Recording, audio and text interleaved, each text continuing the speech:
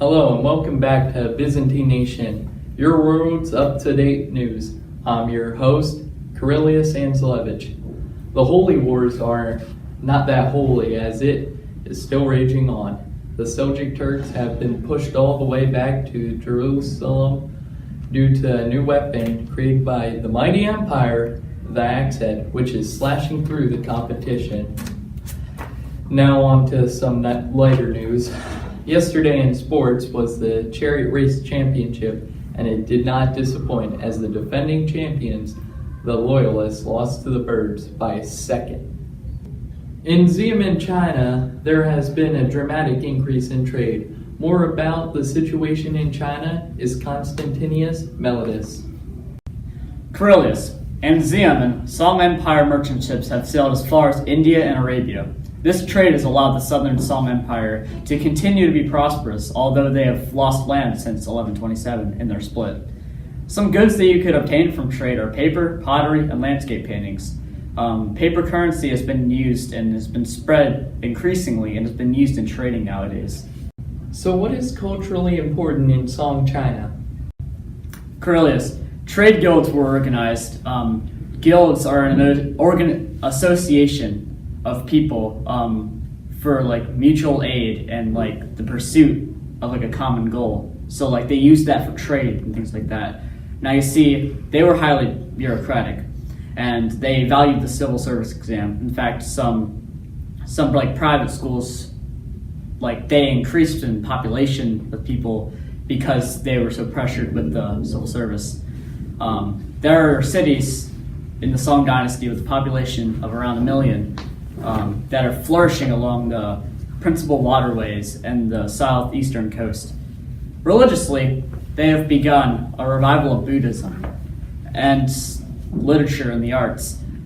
The greatest poets and painters in the empire were in attendance at court. In fact, the sculpture of the Song Dynasty continued to emphasize representation of the Buddha. Also, the architecture of the Song era was noted for tall structures, such as the pagoda in Beijing, which was around 320 feet tall. In music, the Song adopted a 2-stringed fiddle from the northern tribes, and music was widely used for ceremonies, sacrifices, and other court events.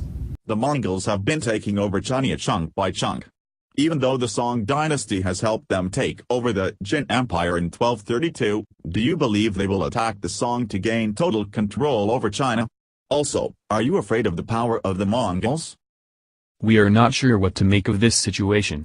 The Song dynasty definitely are aware of how powerful the Mongols are. Personally, I believe that the Song will be taken over by the Mongols in at least 20 years. Wow, that's amazing. Thank you, Melidus. Us Byzantines need to continue trade with China. We could export our oil, wine, salt, fish, meat, and vegetables for some of their delightful products. In Northern Africa, politics seems like a foreign concept, as does a monotheistic religion. For more on Africa, we send you there with Xenoplastus.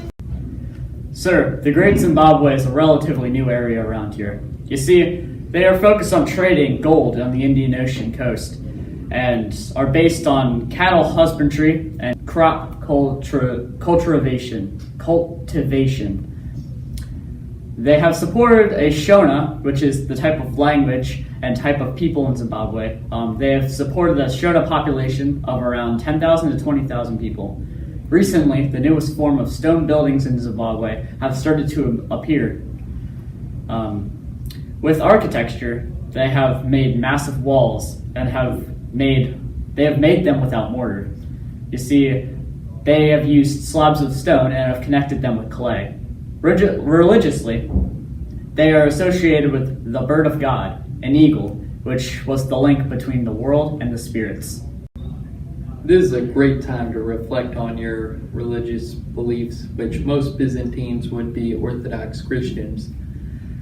Well, that's it for our news today. This has been Kirilius Anzelevich, live from Constantinople. Good night, and of course, stay classy, Byzantine.